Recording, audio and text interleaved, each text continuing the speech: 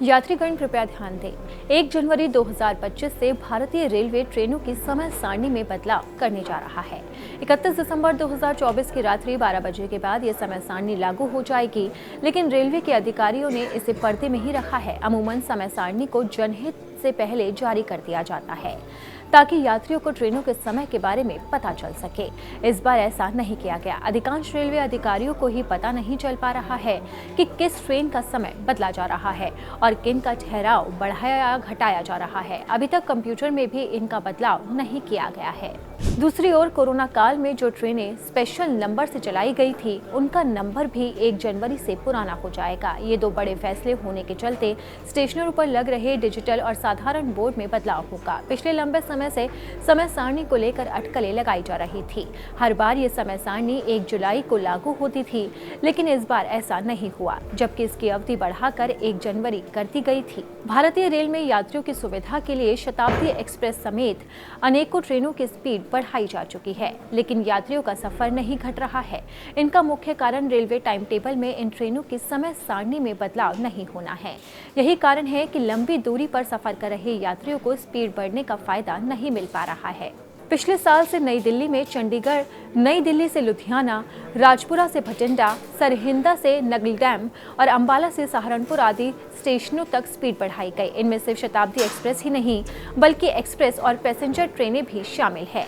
इनके अलावा दिल्ली से मुंबई, हावड़ा, वाराणसी आदि स्टेशनों पर भी ट्रेनों की स्पीड पहले की तुलना में बढ़ाई गई है। इन सभी सेक्शनों में स्पीड बढ़ाने के बावजूद यात्रियों का सफर घट नहीं रहा है, क्योंकि ट्रेनों के आने वाले टाइम टेबल में इन ट्रेनों का सफर घटाया जाएगा या नहीं। इसके अलावा शताब्दी एक्सप्रेस जैसी ट्रेनें अब 110 किलोमीटर प्रति घंटा की जगह 130 किलोमीटर प्रति घंटा की स्पीड से दौड़ेगी। अब इनका भी टाइम टेबल में बदलाव होगा या नहीं, इस पर असमंजस है। इसके साथ ही राजपुरा भटिंडा डबल लाइन होने के बाद यहाँ पर भी स्पीड 110 की जगह 130 किलोमीटर प्रति घंटे की जा चुकी है और सरहिंद नगलडैम सेक्शन से 90 से 110 किलोमीटर की स्पीड पर ट्रेनें दौड़ रही है, लेकिन बावजूद इसके यात्रियों को इसका फायदा नहीं मिल पा रहा है। अब यात्रियों की नजर है टाइम टेबल पर। Railway zero base time table बनाने जा रहा है।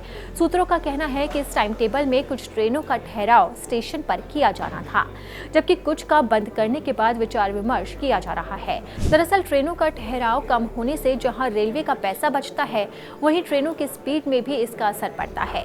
आपको बता दें कि ट्रेन के एक स्टेशन पर रुकने और फिर से चलने में 7,600 से 9,000 रुपए का खर्च अनुमान आता है। इसके अलावा ट्रेन रुकने के बाद फिर से चलने पर इसका असर स्पीड पर भी आता है, जिसकी वजह से यात्रियों को परेशानी होती है।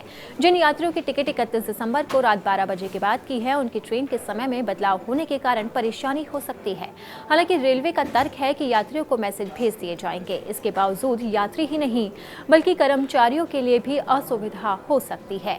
स्टेशनों पर लगे साइन बोर्ड में बदलाव करना होगा। अब देखना होगा कि रेलवे कब तक नोटिफिकेशन जारी करता है। अगर आपको हमारा ये वीडियो पसंद आया तो इसे लाइक और शेयर जरूर करें। अगर अब तक आपने दैनिक जागरण को सब्सक्राइब नहीं किया है तो लेटेस्ट खबरों को जानने के लिए आप दैनिक जागरण को जरूर सब्सक्राइब करें।